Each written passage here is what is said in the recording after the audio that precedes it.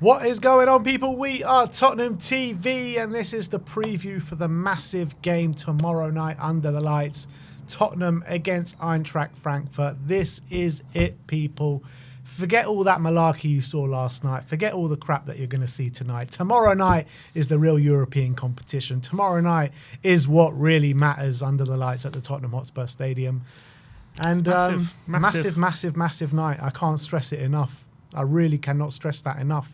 And it's time to put all our differences aside, and it's time to come together as one fan base, one club, and unite and support the lads through what will be a big 90 minutes for Tottenham. Yeah, big home tie against Frankfurt in our only shot of glory this season. We know our whole season, some people's jobs are riding on this competition, and we have to take it one step at a time, one tie at a time, and this is the next one up. Third in the Bundesliga, Frankfurt. It's not going to be an easy game by any stretch of the imagination. They come into this game not on the best form, but with having a good season under a belt so far, good pedigree in this competition as well. They're going to be confident coming into this game.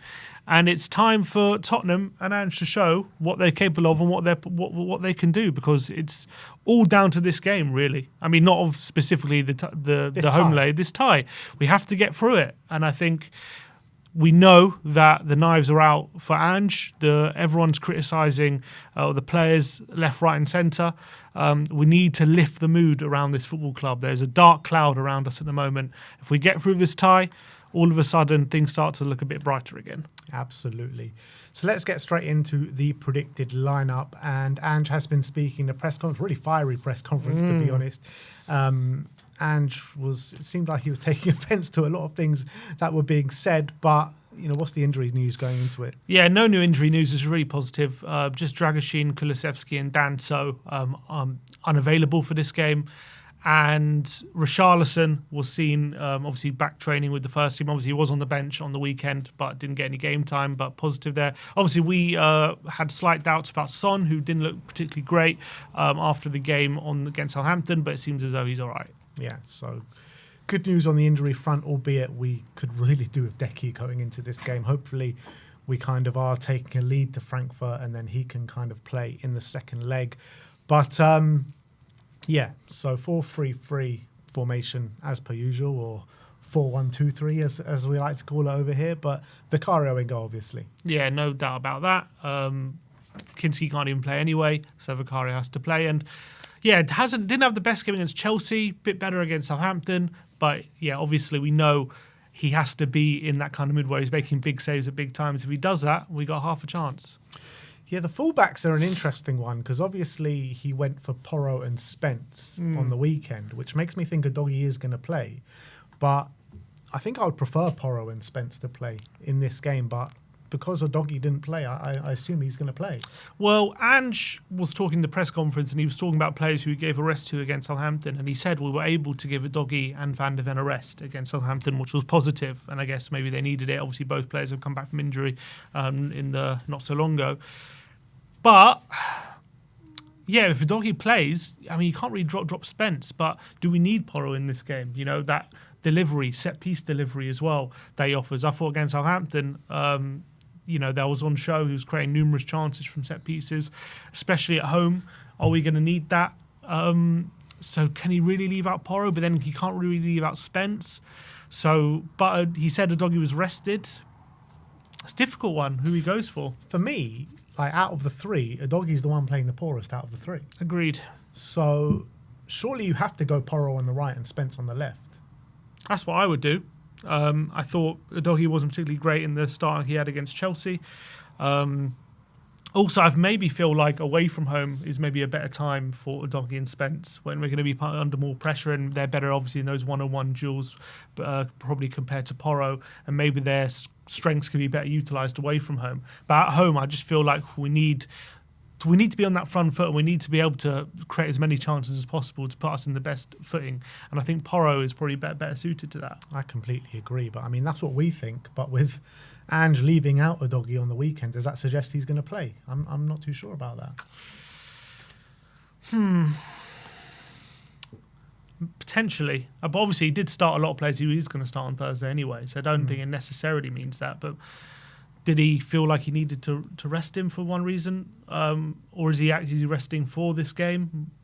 It's difficult to say. Shall we go with Porro and Spence just because that's what we want to see playing? That's what we just got.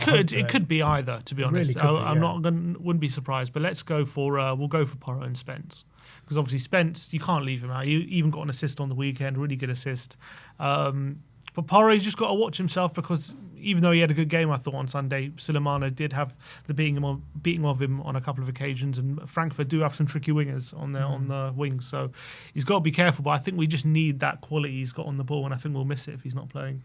Yeah, I agree. The centre-back positions kind of pick themselves, don't they? Kuti, Romero and Mickey van der Ven. Going to be great to have them back already. Again, obviously, van der Ven was rested on the weekend. Romero played. Romero was fairly good when he did play.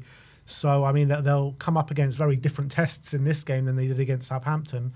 But, I mean, it's a no-brainer, obviously. Yeah, and Mickey's had a bit of a rest, so hopefully he's completely fresh. Hopefully he can play 90 minutes. He still hasn't played 90 minutes yet, hasn't he? Because even against Chelsea, he went off on the 85th. Yeah. So we haven't seen yet 90 minutes from Mickey. So hopefully this is the game we see it, and hopefully he can get through it, because we're definitely going to need him. We know Ekiteke's in great form, especially since Marmoush has left for Man City. He's really stepped into that void and done brilliantly. Very quick in behind as well. So Van der Ven's going to be crucial here. Yeah, absolutely. He did get 88 minutes against Chelsea, so close to the 90-minute mark. He did, but he was definitely waning a bit near the end, wasn't he? He said he was suffering a cramp. Yeah, so let's hope he can last the 90 here. I did have the fear that there was something else going on that game, but he was on the bench in the last game against Southampton, so that kind of put that to bed in my opinion. But that's the back four: Porro, Romero, Van der Ven, Spence. Moving into the midfield situation, are we thinking Bentancur back in the six? Well, yeah, he started the last two games there, and I think he's going to continue there. I don't see Basuma coming in there. Obviously, you could say, could Bergvall come in? He's played the six before, did very well there against RZ. But I think he's going to want that bit more experience, so I think Bentancur for sure will start. Yeah, so I do think the kind of midfield does pick itself a little bit. I mean, you've got Pape Sarr there as well, who's kind of like edging himself back into the season and playing back into form, but I think it will be Bergvall and Maddison to take up the other two midfield options. Yeah, I completely agree. Bergvall is pretty much the first midfielder on the team sheet at the moment. And we know Maddison's our only real creative option in the centre there, so we're going to need them both. Obviously, without Decky, I think it does really pick themselves. I guess the only option would be Sarr, but I just can't see him dropping Bergvall or Maddison. The only person Sarr would come in for, in my opinion, would be Bentancur, and then moving Bergvall back. But I don't think he'll do that in this game. So I think Sarr will be on the bench, and then he'll probably come on with like 20 minutes to go. You know what, like with Bergvall, right? We always see such mature displays from him. I would not mind at all if Bentancur was dropped from this game and you play Bergvall in the 6 and Sarr in the 8. I think it might even serve us better. Potentially we're playing on the front foot as well. I think Bergvall is a phenomenal talent, but I think he's still kind of, when he's in those defensive areas, it's not necessarily when he's like looking to tackle someone or even pressing. It's more when we're kind of defending a bit deeper, he does switch off a bit, and you can see that he lets runners go off him. He doesn't always track his runners. That comes with learning the game and experience and playing in that position. But I think when you're playing in the 6, especially in such a big game, I don't think we just can't really afford to have him do that. So I think that's why we're going to go Bentancur. I could see that being a case when he's in the 8. That's definitely what we've seen from him. But he did start in the 6 against Alkmaar, and I think he played a pretty much perfect game. Played very well. He had a very good game against Alkmaar, no denying that. But still, it's a very different level of opposition. Yeah, that's true. And I think we're going to need that experience, I think. So we're going for Bentancur, Bergvall and Maddison in the midfield 3. On the left, we know it's going to be Son Heung-min, our captain. And with Sonny, as well as Maddison, like I say pretty much for every big game, we're going to need these guys at it. We're going to need these guys to take the game by the scruff of the neck, and we need these guys to show their most positive traits possible. For sure. And obviously Sonny and Maddison both started against Southampton, which was quite surprising. So hopefully they're not feeling any effects going into this game of that decision to start them. Obviously, Sonny only did get 55 minutes, so he should be pretty fresh for this one. And for him specifically, he knows this potentially could be one of his last chances of a trophy at this club. So hopefully he really plays out of his skin. Yeah. And up front, Dom Solanke, not the greatest display, was it, on the weekend against Southampton. So hopefully he was just kind of saving and conserving everything for this one. Yeah, I look at Frankfurt centre-back options, and I don't think they're the most physically imposing. So I think Solanke could be looking at that and thinking maybe there's an opportunity there to really use my physicality. But on the flip side, up against Harwood Bellis and Bednarek on the weekend, he didn't have the greatest game, and he was kind of struggling to make his physicality count in those kind of duels. So hopefully he's really up for this one. Hasn't been on the best form. He definitely kind of needs a goal, I feel. Solanke hasn't had a goal for a while, so definitely needs one. Did have a pretty decent game, though, when we played RZ in the last Europa League home game, so hopefully he can play similar in this one. Now, it's a big decision who plays on the right wing, because Brennan Johnson came in and scored 2 goals.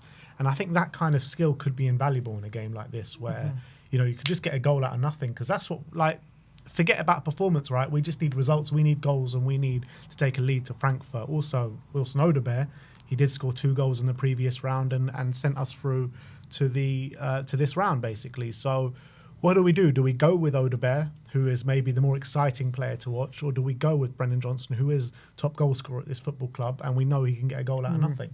I do think we'll go with Brennan on this occasion. I know there's a lot of kind of trepidation about him, about his overall gameplay. But I think in these, especially on a game like this in European nights when we want to start fast, if you look at a lot of his goals, a lot of them are quite early in the game, and he does kind of unsettle defences quite early. If we can get them on the back foot and get him running, just kind of spam crosses at and back post and get him on the end of things, there is a good chance he could get an early goal, and that could really set the tone. Odebear's obviously probably playing, in terms of in general, maybe a bit better, but I'm trying to think the last game he started against Chelsea, didn't he? Didn't have the best game. Didn't start against Southampton.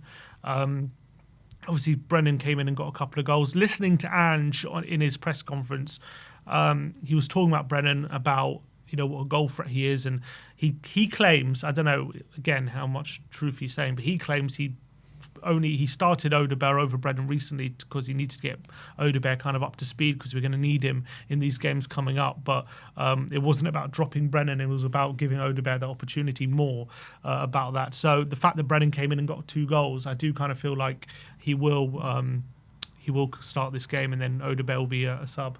It's interesting, isn't it? Because if this game comes the week before the Southampton game, we're probably saying Odebear starts. But Brennan did come in and score those 2 goals, won the penalty as well. So I kind of agree. I do think Brennan's going to start, but then it just kind of makes me think I guess it is because of the 2 goals, but it makes me think why do these players that we do have options for start the game on the weekend against Southampton when they could have really done with a rest coming into this game? Well, I think he earned his spot. I think maybe it was a case of... But not just him, he likes Sonny and Maddison as well. Yeah, I know, I agree with that. I think there's 2 facets to it. I think this team has been decimated for so long. Obviously, you need to give... There's a certain kind of breaking point between giving players game time, but also trying to build that cohesion in the team that maybe we saw earlier in the season, which looks like completely kind of gone out of this team. And I think that comes from this team maybe playing more together over time. And I think we have basically, for the last 4 months, we've had 10 to 11, 12 players out. And then it's not like we've had them out for a short space of time. It's a long time. So they have to come back into the team. They need to get back to full fitness, and they need to build cohesion. So there is kind of like a fine line you have to cross between getting players to build up their fitness, but now maybe we're in a stage where they've built up their fitness. Now we need to build that cohesion again. So I feel like he wants to try and keep some continuity, maybe more than before, which the kind of priority before was getting the players up to match fitness because they've been out for so long. Now maybe the priority is get that cohesion as much as we can. Yeah. While balancing it. I guess so. Look, let's go for Brennan Johnson on the right-hand side, which means that if this is the lineup, only 1 change from the weekend, which is Van der Ven and Davis. Everyone else started, right? Yes. Yep. 1 change from the weekend, which I think was the idea. I think that's my point. Whether you think it's smart or not, I don't know.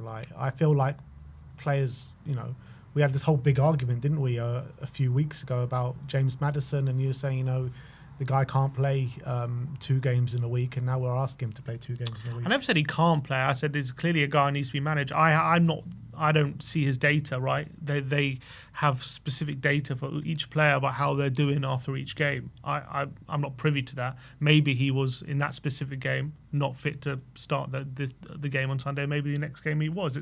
It's all very different. it's very game specific, isn't it? All these different things.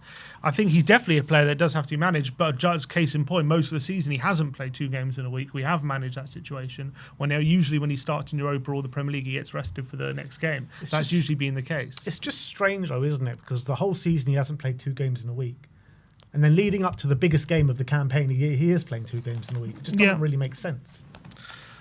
Yeah, it is a bit confusing. But again, he's got his reasons for it. Again, is it about more trying to get the team getting up to speed, playing together again, which we just haven't seen these players on the same pitch all together for a while, to be honest. So I think maybe that's what his focus is on at the moment. Well, let's run through the predicted lineup to take the pitch against Frankfurt tomorrow night. So we're going to go for Vicario in goal, Pedro Porro right back, Jed Spence left back, a back 2 of Mickey van der Ven and Kuti Romero, Bentancur, Bergvall and Madison in the midfield, with Brennan Johnson on the right, Son Heung-min on the left, and Solanke up top. So that is our predicted lineup. Let us know in the comment section below. Do you agree with this lineup? What changes would you make to this lineup going in to this massive Europa League tie against Eintracht Frankfurt? Oh, it's going to be a big night tomorrow. It really is. And last night just made me sick to my stomach watching that football. Is it a bigger night after last night for us? No. Some people saying yes. No, it's not. It's really not. Like, it's already of the biggest kind of magnitude, this game. Forget what happened last night. Forget that kind of tin pot European trophy that they're playing in. We've got a real European football to contend with, and that is Tottenham against Eintracht Frankfurt.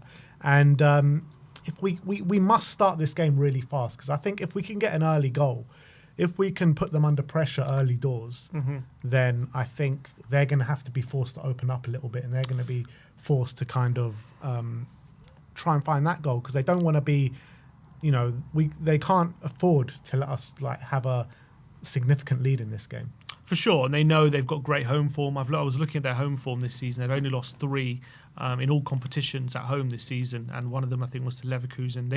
I think one of them was also to Union Berlin. So they have shown they could maybe get the odd defeat, but they have brilliant home form, and I think that comes from the great atmosphere they get in the in their home ground. They do have unbelievable fans, and it's going to be really intense. So it's going to be so important to kind of get as much of an advantage at home as possible. And this is a team potentially, maybe going to this game a bit low on confidence, considering that their league form has really dipped since the departure of Omar Marmoush, and they don't really seem kind of the same attacking kind of force as they were maybe in January when Marmoush was flying. Obviously Ekiteke has done really well over the last couple of months, but as a team I think they've won 3 in their last 10, so they're really not in great form. Obviously our form is not much better, but I'm saying that this is a team that had been flying for a lot of the season, and in that top 4, currently 3rd in the Bundesliga, and they are actually quite an attacking team.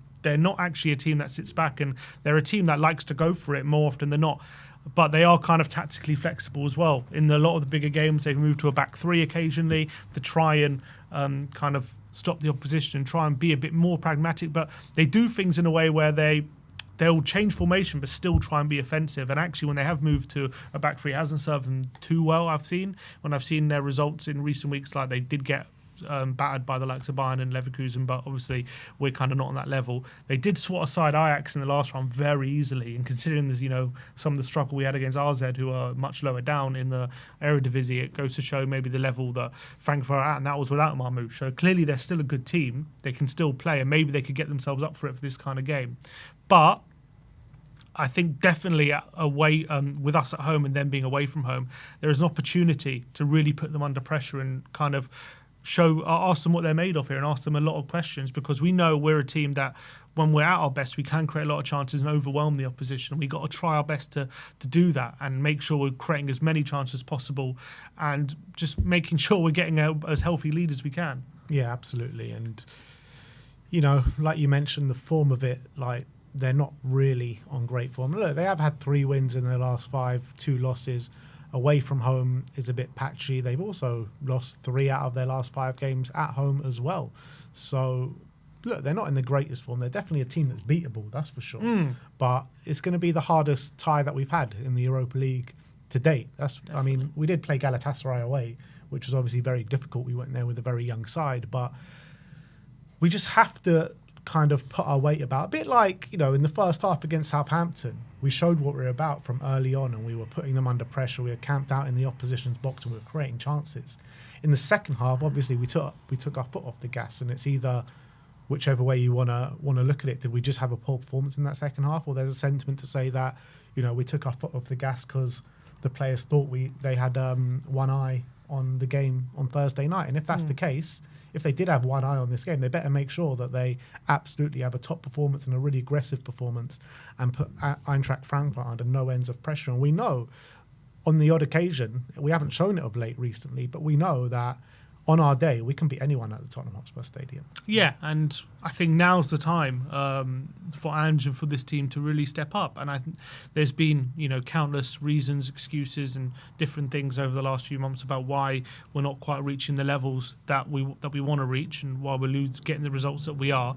But we've now had kind of a few weeks with these players back. They're now up to speed. We're now starting to play a consistent team again. We're starting to get that 11 that we want on the pitch consistently, in the last few games.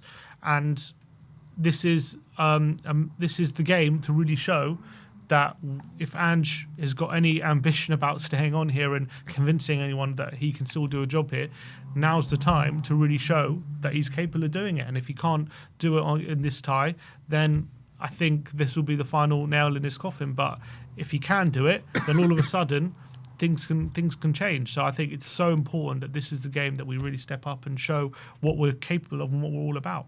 Yeah, I mean, the positive side is of tomorrow. Like if we do come out like a million miles an hour and get an early goal, potentially even two. But then there's also a case of it being a really ugly side tomorrow, where we don't come out really sort of bang at it like we've seen in the past. How many games in the last kind of month have we seen us give away a gilt-edged chance in the first few minutes of the game? And if they don't always put it away, but if they do put it away, how toxic can that stadium turn very quickly? Because I think the fans will be up for it. Definitely the fans will be up for it, and I think they'll be in full voice. But I think the fan base is so on edge at the moment that if we have a bad start and if we go 1-0 down early, I think it could get quite toxic in that stadium quite early doors. Yeah, I think depending on how we respond, I would say. But yeah, I think everyone's kind of ready for it to go wrong all of a sudden, because we've seen it go wrong so often this season. Yeah. We're kind of just looking for it. We're looking for signs of it about to go wrong. So I think a fast start could really get the crowd behind us, and all of a sudden it could be a great European night at Spurs. And we've seen a lot of good European nights. Even at this stadium, we've seen quite not too many, but a few. So it's very, very important that we get on the right track straight away, making sure that they're in for a game immediately. I want to see a physical side. I want to see putting in challenges, strong challenges, and getting the crowd up for it, and putting them under pressure straight away. And that's going to be what could set the tone for this game. And I agree, don't want to be conceding a goal or conceding a good chance, very early on, that we have done a few times in recent weeks especially. So it's very, very crucial that we start this game right, 100%. Yeah. You mentioned Hugo Ekitike before. He's actually not on such great form, actually. He went for a period where he was banging in the goals, but I think he's only scored 1 or 2 goals since the beginning of March, which he's played quite a significant amount of games. I'm talking about Bundesliga here. So I think he's a striker that we can I'll be a lot more worried if we were coming up against Marmoush than him. He's a good player, don't get me wrong, but I don't think he's a player that's absolutely banging in the goals for fun at the moment. Well, he's got 27 goal contributions in all competitions this season. So I'm talking about recent form. Okay, but I think I saw first of all in Europa League, I think in the last round he did pretty well. And he scored a goal, yeah. And I think on international duty, I know it's only under 21s. He scored a hat-trick against England, though, who are, the England under 21 team are actually quite a decent team. So I still think this is definitely a striker to be feared. Yeah, he's not maybe in the last few games, maybe not in the best of form, but he's shown this season what a great striker he is. And I think in the big games, there's always that fear that he brings his best out, and he's a very quick striker. He's one, if you're not watching him, he can very easily get in behind you, and he's got a very good finish, and he gets a few assists as well. He does definitely help out his teammates. So, maybe not in the best of form at the current time, but this season he's having a brilliant season. So, especially I think in the Europa League he's done pretty well overall. I'm trying to see how many goals he's got. 3 goals and 3 assists in the Europa League this season. So he's having a pretty good campaign. So he's definitely the one to watch, I would say, for them. Yeah, I mean, a couple of other players as well in Mario Götze. I mean, he'd forgotten man a bit, Mario Götze, you know, cast your mind back however long it was.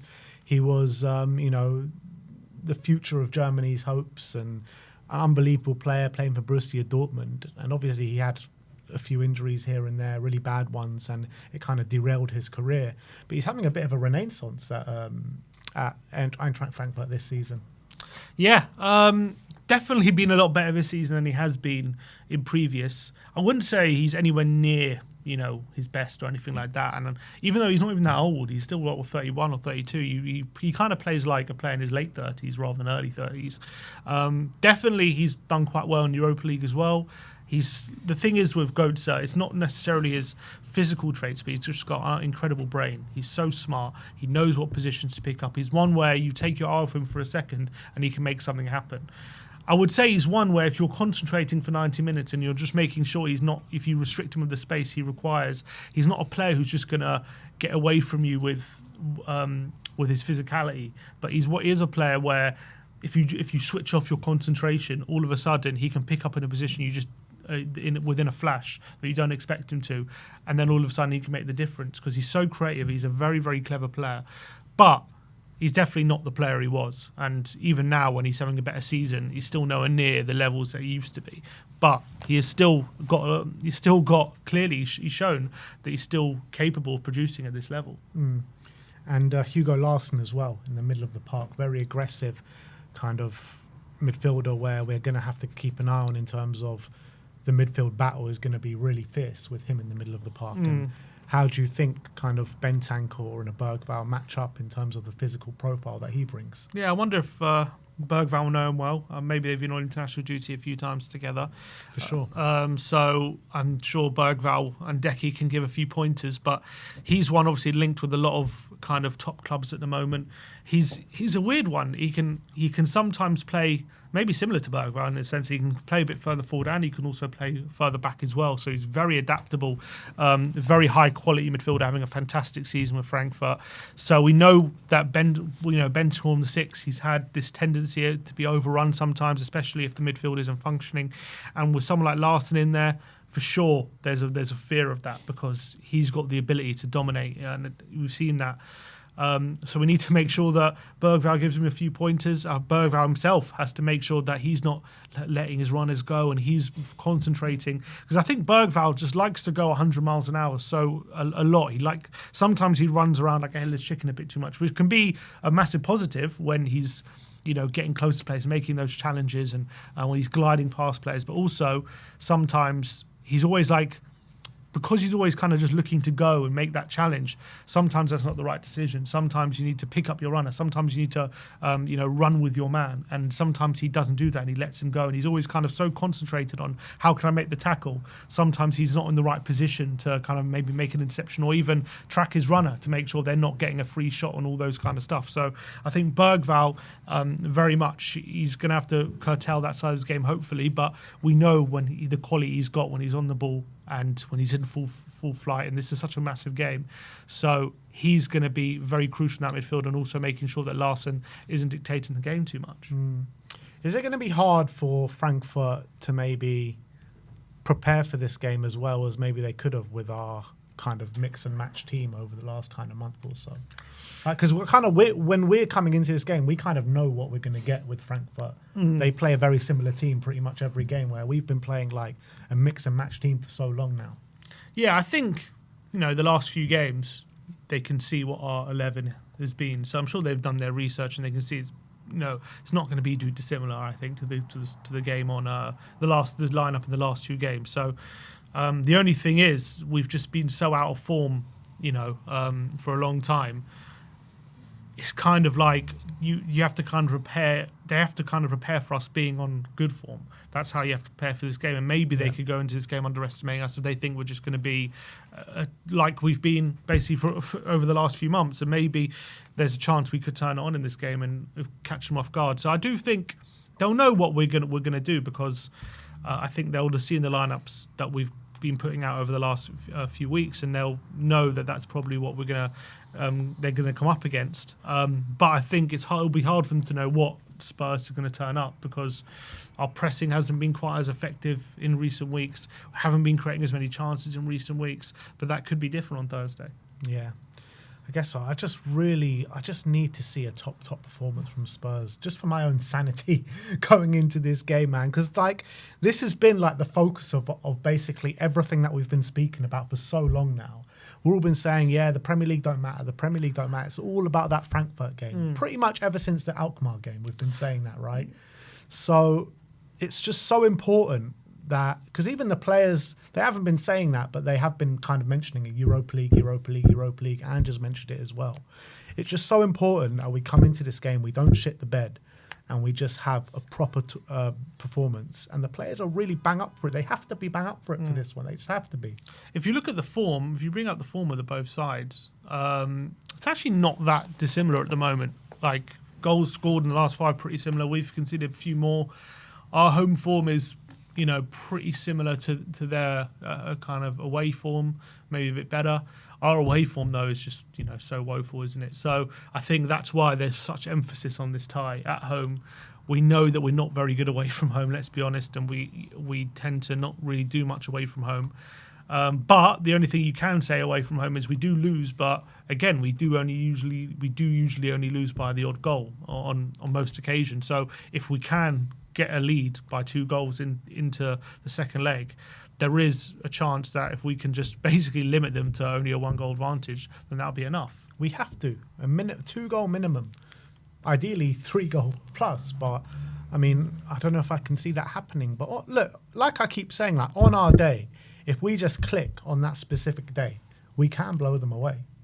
I have no doubt about it. Yeah, and also they're a weird team, because if you actually look at their stats as well this season, like in terms of goals scored and goals conceded, and very similar to us in the Bundesliga this season. They're third for goals scored, and they're mid-table for goals conceded. And actually, the actual specific number as well is pretty similar. We've scored 58, they've scored 55. We've conceded 45, they've conceded 42. Our goal difference is the same, and the goals for and goals against are also quite similar. But they're third and we're 14th. It's just funny how that works. But I actually think, in terms of especially how they approach the game, it's very different to how they were under Glasner. Glasner took a very obviously different kind of approach, when obviously he won the Europa League not so long ago with Frankfurt. But obviously they played very regimented back 3, very much. The two kind of the front 3 were kind of 2 number 10s and a big target man number 9. They had that winger Kostic basically as a wing back, and he was basically a winger on that side. And they played a game quite different to how this Frankfurt side, who definitely a lot more kind of free flowing, like they do commit a lot more risk. And I think they're going to come to the Tottenham Stadium, and I don't see them just shutting up shop. They're going to come here looking to win, I think. And because I think when they have been a bit more pragmatic, it hasn't really worked out for them. Then it doesn't really suit them. But in a way, obviously we know how we're going to play. I think they'll like that we play the way we do as well, because it leaves them space. But we could also like the way they play. But also on the flip side of that, whenever they come up against a difficult tie, they do usually go 3 at the back. They do go a bit more kind of pragmatic and sit a bit deeper. That's kind of just what they usually do. And I don't think this is going to be any different. I think they are going to sit a little bit further back, and they'll know as well that if they keep it tight and compact, we're not really great at cutting teams open and playing against that kind of style of football at the moment. We're just not creating enough chances. So I think they'll be looking at what we've been doing recently, and they'll think, like, if they can come to Tottenham, just sit deep, sit compact, and don't give Spurs too many chances, then they can take us in the home leg. Yeah, but my only point being is, when they've done that, what you're saying, it hasn't really worked out for them. Hasn't really bared the results. So it's usually against a lot better opposition, which they've done that against. I know, but still, you still need to, if you think it's going to be a strategy that works, you need to see it working, kind of thing, and it hasn't worked.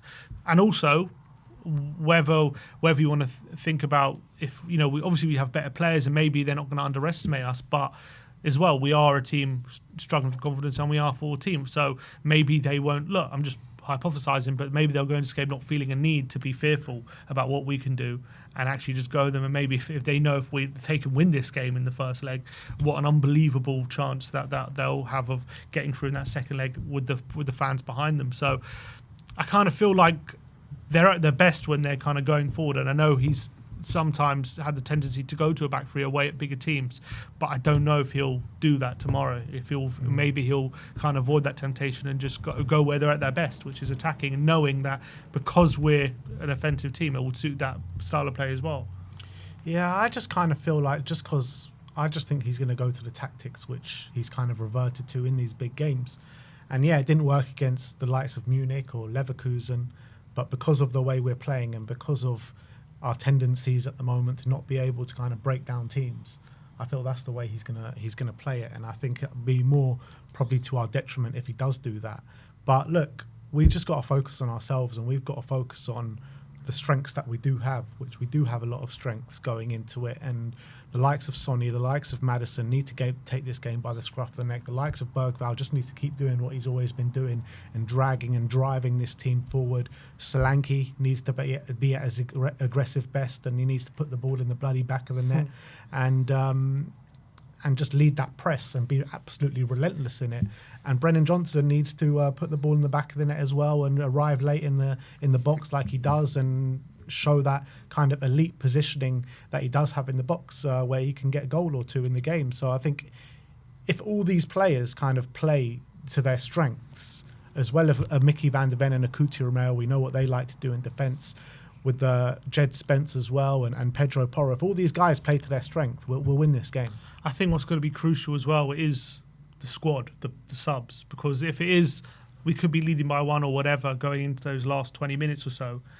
If we have the luxury of, we have the likes of Tel, Odebear, Richarlison to come and bring on and make a difference. And I think that could be very telling, because I think Frankfurt actually have quite a few injuries going into this game. Looking at their injury list, it's quite, they got, well, not too many. They got a few. They got about 5 players probably out for this game. So I think we obviously got better options, I would say, off the bench than they do. And that could be really, really crucial up against tired legs. Odebear running at them, maybe getting Richarlison to kind of add the energy if Solanke starts waning, the trickery potentially of Tel, if we can get him on the pitch, people like start adding that energy. That is going to be really, really crucial, because if we can get an extra goal or two in those last 20 minutes, that could be the whole difference. And even when you think back to our Champions League run back in 2019, how important the subs were in that run, when Llorente coming on, changing the game constantly and things like that. So I think the squad, as much as the starting 11 is going to be crucial, having that squad come on and make an impact off the bench, that is going to be real crucial to making sure that we take the lead required going into that second leg. Absolutely. And that lead is a must. I think if it's only like, let's say, a draw tomorrow night, that really puts the tie in doubt. If we go there with a 1-0 lead, I still think obviously we take an advantage there, and I think that could. It doesn't fill me with confidence going there with a 1-0 lead, but if we do go there with a 1-0 lead, there's still a good chance that we go through. Yeah, definitely. I mean, we obviously would go there with an advantage, and I know we haven't been great away from home, and I know Frankfurt are a pretty good team at home, especially with the atmosphere.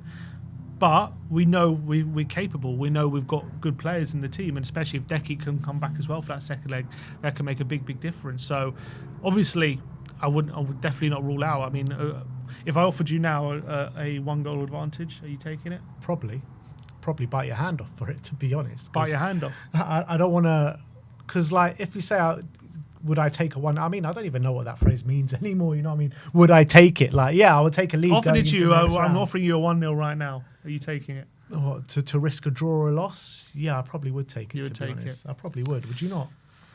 I wouldn't take it. I'd rather roll the dice and see if we can do better. That's because you're a gambler. Yeah, 100%. But yeah, look, I think any lead going into the second leg is positive. Obviously, I think a 2 or a 3-goal lead puts it firmly within our favour. A 1-0 is still in the balance, really.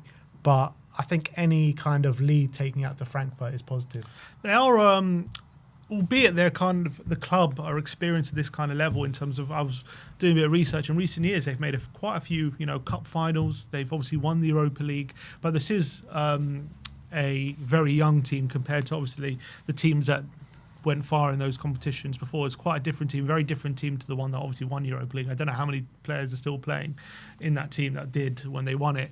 But in terms of the club and the mentality, they are a bit more used to being maybe in recent years in these positions compared to us in recent years where we've kind of not gone this far. This is since obviously we in recent years, since we got back in Europe in 2005, specifically in Europa League, or even in any European competition, obviously we made the Champions League final. Apart from that, this is our second or third European quarter final in the last 20 years. We got to the quarters against Basel. We went out. Yeah. We got to the quarters against, I was going to say Juventus in the Champions League. That wasn't the quarters. I think it was round of 16. Yeah. So Basel. Basel City. Was Zagreb the quarters? Don't think so. I think that was last 16 as well. Yeah. No, I think that's it. PSV was, but I don't know how long PSV was. I don't know, but was that quarters? Tottenham PSV was a quarter, wasn't it? Yeah, I think. Actually, I don't know. It might have been last 16. What year was that? That was 2008 under Ramos. So quarters were last 16. It wasn't even Europa League. It was UEFA Cup. Yeah, UEFA Cup. I don't know. It doesn't say here. I thought it was. I thought it was the quarters. I'm trying to remember. It says UEFA Cup 4th round. Yeah, I think that means That's last not quarters. 16. I think that means last 16. But the year before, I think against Sevilla, that was a quarter final. Yeah. So I think we've been to 3 European quarterfinals in the last 20 years. So it's not like we've been blessed with being in this position that much, is it? It was last 16 PSV, yeah, last 16. Yeah. So it's not like, and this is we are facing a team and a club that have won it recently. And Yeah. they have a bit more experience there. I just looked at their lineup from the Europa League final that year against Ajax, and it was only 2 players that are still going to be in the starting lineup. Who's that? Knauf and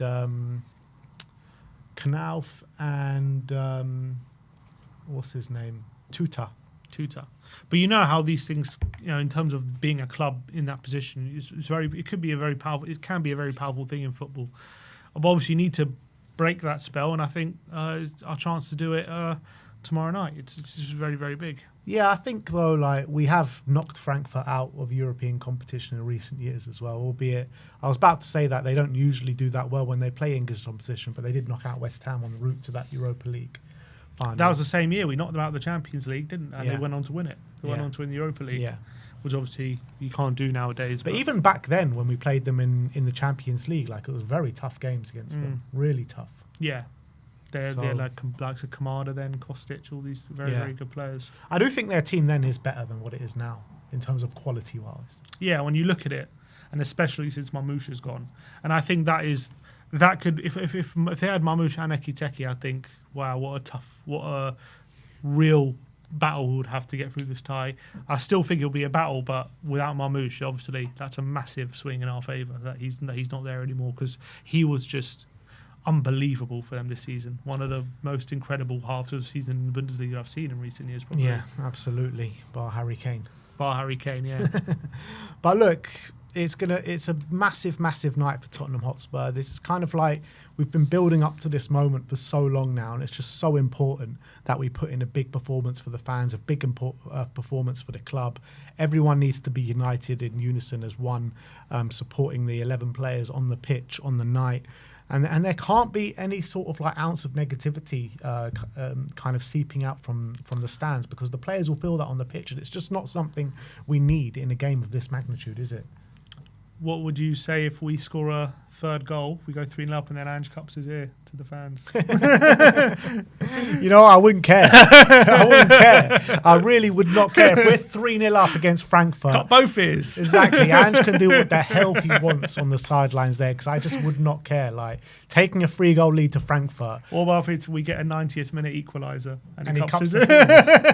Get him out after that game. You know what I mean? Get him out. But talk about Ange, though, because obviously there was some stuff to talk about in his press conference. yeah, he's very prickly in his press conference. Definitely wasn't in a good mood. Obviously, first of all, when he was talking about the penalty, I think for me, I know he was being asked about it in the press conference. He was asked basically, was there anything between Johnson and Tell? Like, did you agree with, Tell getting the penalty, essentially, all that kind of stuff? And his response was, I think this whole thing is basically ridiculous, like that you're even questioning it. He said you're turning gold into crap. I guess the gold is that the guy who was put down to take the penalty was Tell, and he took a good penalty and we scored, and people are trying to make this into a negative situation because Johnson wanted it and he wanted a hat-trick. But first of all, I think he's probably overestimating how much noise there was around this. There was a bit, but I don't think anyone's was really saying it was a bad decision to give Johnson the penalty. Well, a lot of people are saying, well, you should have given Johnson the penalty because he was on a hat-trick. Like, what a stupid decision it's been. Like, a lot of people have been talking about it, and I just feel like, what's the point? Like, who cares? Like, Johnson wasn't really asked about it. Like, Johnson, yeah, he wanted to take the penalty, he wanted to score a hat-trick, but it's not like he caused a fuss to take that penalty away, did he? No. Like, as soon as Romero and Porro came over, he was like, all right, go, take it. I'm saying there was maybe a bit of noise maybe from fans on social media and stuff like that, like the few, but it's not like there were pundits saying it was like ridiculous or anything like that. Yeah. I think he maybe over-egged how much real noise there was about it. Do you reckon Ange, I feel like from his responses and from the way he talks, he reacts, and he must read so much stuff what's going on social media. I think it's hard to avoid in this day and age. It is hard to avoid, but I feel like he's like proper one of these guys who's just constantly on Twitter just reading everything that's going on, because he don't miss nothing like the fans are saying. He literally knows all the kind of narratives going into it, and he reacts to every single one of them. I mean, like, I sometimes feel like, Ange, like, you should be bigger than all of this, and you should like kind of rise above it and not even pay attention to it. Yeah, that's what you probably want from your manager, to kind of block it all out.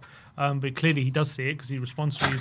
He spoke about a article John Cross wrote about him, which is quite interesting to discuss. He said that he was talking about the negativity. I think a few things he said are quite interesting in that response. He was talking about trying to kind of win the fans back over. Essentially, I'm paraphrasing, but he was basically saying, do you need like a big performance to kind of get positivity back into the club, all those kind of things. And a few things he said which were quite interesting. First of all, he said, whatever we do now positive, it seems as though it gets turned into a glass half empty kind of response to it, even though there are positives. All the whole situation, even with the penalty and other stuff like the win against Southampton, it just gets turned into a glass half empty thing. And as well, and he's saying people like John Cross are writing articles saying, even if I win the Europa League, I'm gone anyway. So, whatever happens, people are still going to write negativity. There's no way really of combating against that. You just got to get on with it. But first of all, do you think it's true, or any kind of positive thing that's come out in the last however long, few weeks or months, any positive kind of gets turned into a glass half empty reaction? Well, I'll turn back that on you and saying what positivity has come out in the last 2-3 weeks. A win against Southampton. Is that it? I don't know. I don't know what he's. I guess that's what I'm asking. I'm asking you. What let's say, okay, we beat Southampton and it gets turned into a glass half empty thing. I mean, just because we've been through all this kind of crap, let's say over the course of the season, right, and we beat Southampton, I don't think like that's something to even suggest is a glass half full thing. So I think it's natural for it to be glass half empty when we can't buy a win and we beat Southampton. I don't think I think Ange is just being a bit like or maybe when he's talking about as well the penalty, Tell steps up, gets his first Premier League goal, and it's turned into a glass half empty thing. People saying, "Oh, Brennan should have got it." But the reality is there's nothing to be kind of glass half full about. Like, that's the situation we're in. We've had a terrible season. Now is the time where kind of we've all been kind of looking forward to in the big moment in our season. But every Premier League game has pretty much meant nothing. We're losing. We barely win. And when we do win, it's just kind of like it's only against the real crap sides in the league, isn't it? So, I mean, there's nothing really of what we've seen of late to really like hold on to and being like, oh, you know what, we're actually going places. So, but do you think what he's saying, like whatever he can do whatever he does at the moment, someone's in terms of positivity going forward, like he can't really combat against the negativity because people like John Cross are writing articles saying even if he wins it, he should go anyway. So do you think, let's say we get a really positive result tomorrow and like, you know, we win 2 or 3 goals, will people still turn that into a glass half empty reaction? No, definitely not, because this is the moment, right? This is the moment where it really matters.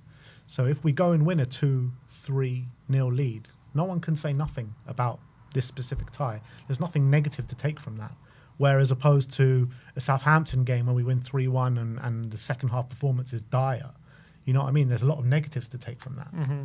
Even though it's a win. It's a win against the team bottom of the league who just got relegated, the earliest relegation we've seen in Premier League history, and potentially going on to beat Derby's record in terms of least Premier League points ever. Mm-hmm. So there's a lot of negatives to take from that.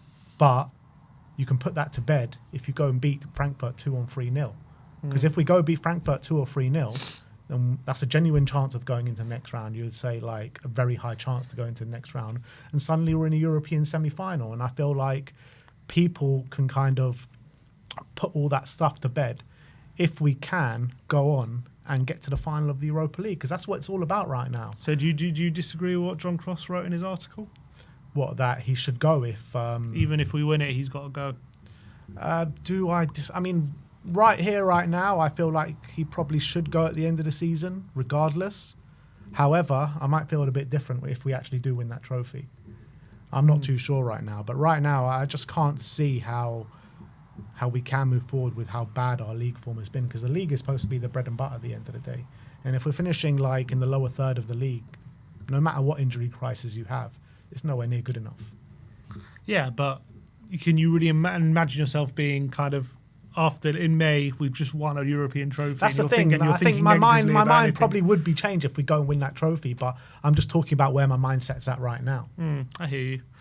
But imagine if you're Ange in that situation and you're reading an article. I'm sure that would be frustrating to or annoying to read. Someone writing like you're trying your hardest to like get this team to lift this trophy, and you're reading an article that's saying even if you win it, it's not going to matter for your job, and you should still be sacked anyway. Yeah, look, it's annoying for him, but he's got to understand we're sitting 14th, 15th, wherever we are in the league, and for a club like us, we haven't seen us being in this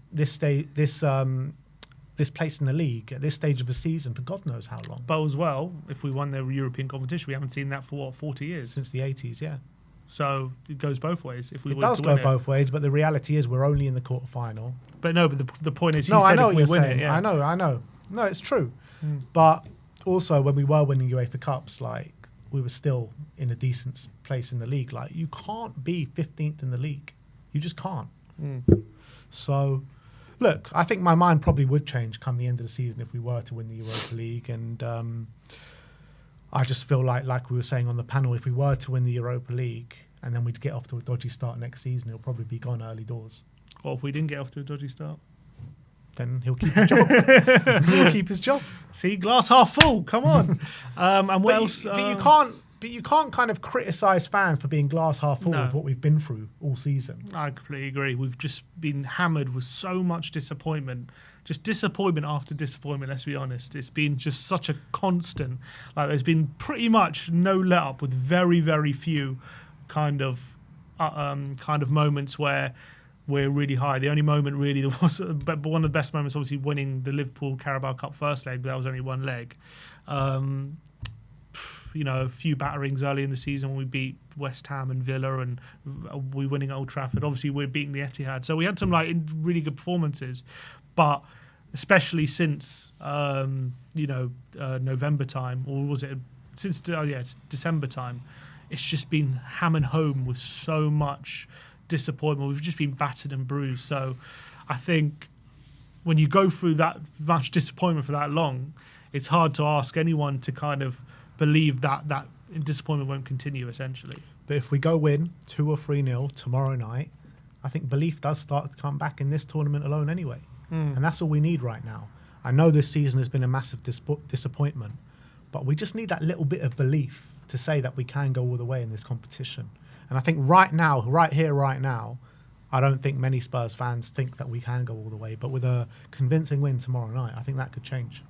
Yeah, I think, because I think we haven't had a real convincing win for a while. So if we can pull one out the bag where it matters most, all of a sudden you start to think maybe we can step up in these situations and we can get this football back playing again. And maybe, the team is showing a bit more cohesion, which we haven't seen in a while. And those are really, really crucial things. And also, it'll be so important for Ange's relationship with the fans, which has broken down so much in recent weeks, especially with what happened at Chelsea. And do you reckon there's any chance we can hear that Ange Postecoglou song again being sung in the stadium? If we win 2 or 3, I reckon it will come out. Well, tomorrow, you reckon? Yeah, it could come out tomorrow. I reckon it could. Jeez. If we win 2 or 3-0, then I want to see, no matter what your feelings are on Ange, whether he should stay or go, if we win 2 or 3-0, this is what we want at our football club. We want wins, right? We want 2 or 3-0. It doesn't matter if you're right or wrong. This is where kind of I think a few people get lost in kind of what we're trying to do here, because we're trying to win games of football. We're trying to win a trophy here. We're trying to win games significantly and putting our best chance into winning this trophy. Like, it doesn't matter whether you're right or wrong about Ange. What matters is if we win games of football. And if we win this game tomorrow night, 2 or 3-0, then everyone's going to deserve their plaudits. And that's including Ange. This is the first Europa League quarter-final at this stadium, isn't it? Yeah. Europa League, yeah. Yeah, Europa League, yeah. First Europa League quarter-final. So let's hope we make it a special one. And it's just interesting to hear Ange's comments kind of in that press conference. And let's hope the fans get galvanised. Let's hope they really show up tomorrow. No tifo or anything, is there? Anything tomorrow? Flags. Flags. I think Spurs put out an email, says THFC Flags have asked people to get down there early and start waving the flags that they give out before the game. So only in the South Stand, I'm guessing? I think only in the South Stand, yeah. Okay, should be good then. All right, well, I'm going to be there tomorrow night singing Home for the Boys. Sim's going to be here in the studio with the one and only Danny Kiriakou. Score prediction? I am going to go 3-1 Spurs. 3-1 Spurs. Come on. I reckon it'll be 1-1 going into the last 20 minutes, and we get 2 late goals, and we win the game 3-1. You know, I can see it if that is the case. Tell coming on and scoring. Because that whole narrative about Frankfurt wanted Tell in the January transfer window, and then we got him, and then it'll just be a bit of a dagger into the heart if Tell can come on and score a goal. Yeah, for sure. That'll be great. Be a killer blow. But I'm going to go for 2-1 to Spurs. I think it's going to be a really tough game tomorrow night, and I think taking a 2 or 3 goal lead there is massive for us. But even if we can go there with a 1 goal lead, I think it'll be big. And it's important to note as well that there hasn't been away goals for a while, but there is no away goals tomorrow night. And Spurs, when they last went all the way to a final, your away goals was very important. Yeah. Was that the last year away goals was active? I don't think it was the last year, but it was, it got scrapped, I think, a couple of years later. How do you feel about that? Because I feel like European competition has got so much better since they've got rid of it. I agree. I feel like the away goals rule had the opposite effect of what it intended. So what it intended to do is make away teams more expansive and go for it, which is true, but it had all of a sudden home teams were a lot more negative, and they tried to basically go for like a 0-0 at home, so they could score away from home, and meant that the home team needed 2 goals. So this has meant both teams kind of just go for it now, and I think it's been definitely the European knockout ties have been much better. I feel, even though the drama of an away goal is still something that I miss a bit, because I saw someone write an article about it years ago when it was getting scrapped, but it's actually the only goal in football where you can go from losing a game to winning a game with 1 goal, and so that experience I kind of miss a bit. But in terms of the spectacle of the games, I just think it's a better spectacle. I think both teams really just take the handbrake off a bit. Yeah, and I feel like us as Spurs fans got a bit of an emotional attachment to the away goal after that run anyway, as well, which that we never kind of experienced it after that run, obviously. But Definitely suits us under Ange, I think. No away goals. yeah, probably. But what do you think as well with the new format? Now it's like kind of the group stage is all said and done. We're into the last 8 after having that bye because we finished in the top 8. I mean, I think it's actually better than the group stage because I wasn't sure about it at first, but now it's like kind of all done. I actually feel like there's a lot better games throughout the Europa. There can be jeopardy all the way till the end as well, where sometimes the latter stages of the group stage is a bit like kind of done and dusted. I kind of like it. I think they've done a good job with it. I like it, but I still don't like the fact that there are so many more extra games. You know, teams could play up to 4 extra games if they finish in the playoff round, and they're getting 2 extra group games, and especially the calendar as it is. So I wish they could have done this in a way that there wasn't so many more extra games, and they could have. They just made the league a bit smaller and maybe take away those playoffs potentially, which I don't see them being massively necessary. But I think the format's definitely made for more excitement. I think the league phase was much better. A lot of people are saying, you know, in a weird way, the league phase, like up until maybe the last 2 game weeks, maybe people didn't understand the jeopardy, so maybe the excitement wasn't really there. But then the last 2 game weeks, it was absolute chaos. People jumping from like top 8 and then going out, and it was PSG and all that in the Champions League. It's just nuts. So that was great. I think the league phase is definitely much more exciting, and I also like the fact you're playing all different opponents, and it's just one big league phase as opposed to little groups. I like that as well. I guess in a strange way, like the middle part of the group stage is actually not as exciting. I mean, the end is what's really exciting. The rest of it is just like usual. Yeah, essentially, because once you win 3 games, 2 or 3 out of your 8, you know you're kind of not going to be in the bottom 8, so or bottom whatever. So it's not like it doesn't really matter. But getting in that top 8 is actually quite important. Yeah, because I mean, we won our first 3 games, and it was still like touch and go whether we're going to finish in the top 8 pretty much the whole group phase. And then the knockouts are always great. So look, big game, massive game. If you are going, sing up for the boys and show your utmost support. No matter what you feel, whether you're Ange in, Ange out, disgruntlement towards the club right now, which there is a lot of, it's important that we can just go and unite as one fan base and really get behind the team in a massive game for Tottenham Hotspur. Come and join us on the watch along tomorrow night, where it is Sim and Danny Kiriakou. I'll be getting all the footage from inside the ground tomorrow night. But thank you all for joining us today. Put your score predictions in the comment section below. Like, subscribe, and comment. And as always, come on, you Spurs.